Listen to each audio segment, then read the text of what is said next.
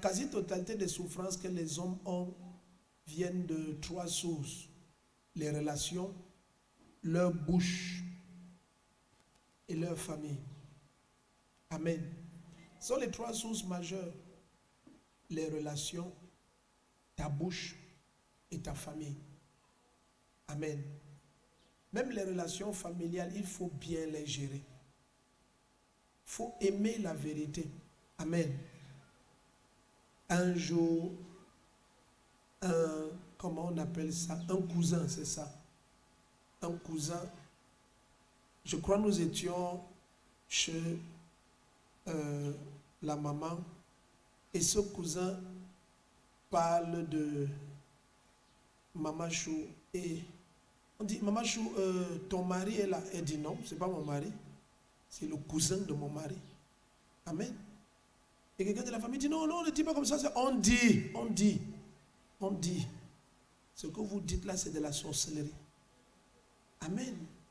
Et souvent, vous les chrétiens, vous croyez que quand vous acceptez permettez la violence de mon langage, ces bêtises, vous croyez que vous voulez maintenir la paix dans la famille. Non, si une famille est fondée sur le mensonge, il n'y a pas la paix.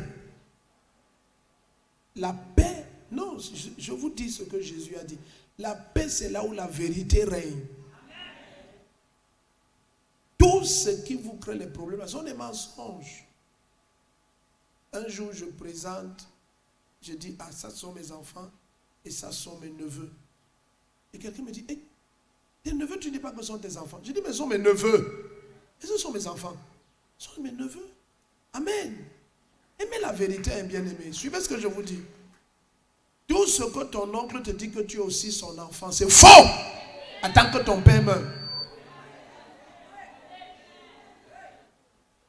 C'est des naïfs. Je te dis, c'est faux.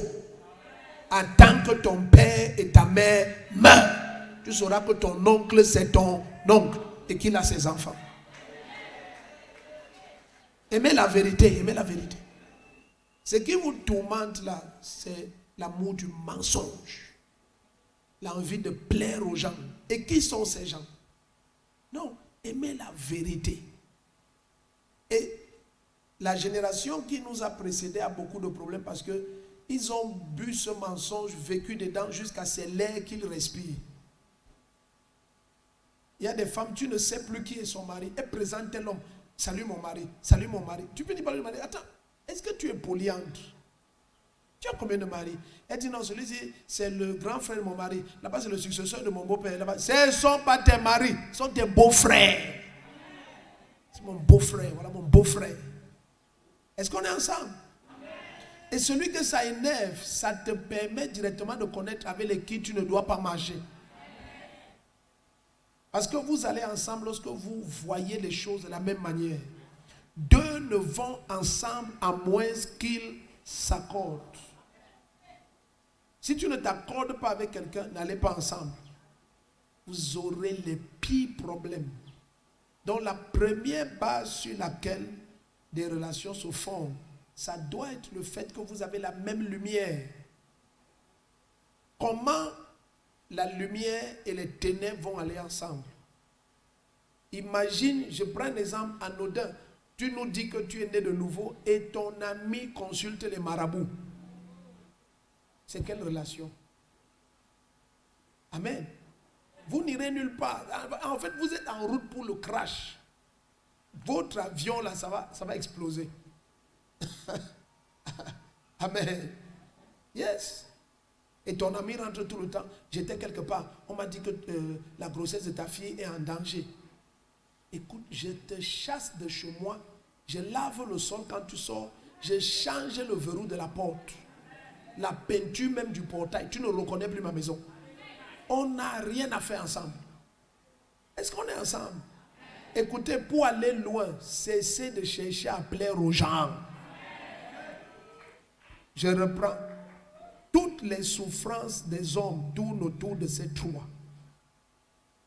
Leurs intimes qu'ils ont mal choisis, leur bouche qu'ils n'ont pas disciplinée et leur famille qu'ils n'ont pas correctement imposé la lumière. Les ténèbres vont t'envahir. Amen.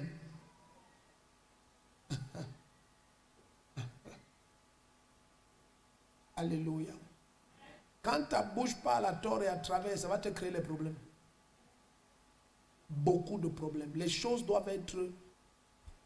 tout à l'heure, maman, je vous rappelais un message que nous avons partagé il y a quelque temps. Lorsque les choses ne sont pas clairement définies, les abus sont obligatoires. Tu dois clairement définir toutes tes relations. Tout. Amen. Regarde à quel point intéressé Jésus est. Et Jésus m'a enseigné ça. Pour que j'ai une relation avec toi, je dois savoir qu'est-ce que ta vie m'apporte. Parce que tous les gens que Jésus a choisis en priant toute la nuit, c'était par rapport à sa mission. Il a besoin de bateaux, il faut les Pierre et André. Amen. Amen.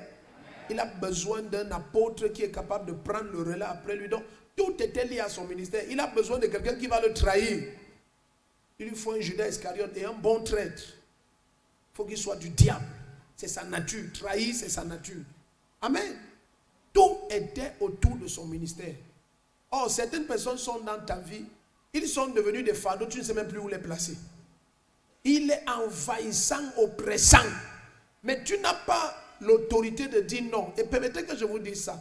Ceux qui souffrent le plus dans les trois catégories-ci, ça veut dire les intimes, le langage et les familles, c'est ceux qui ne savent pas dire non.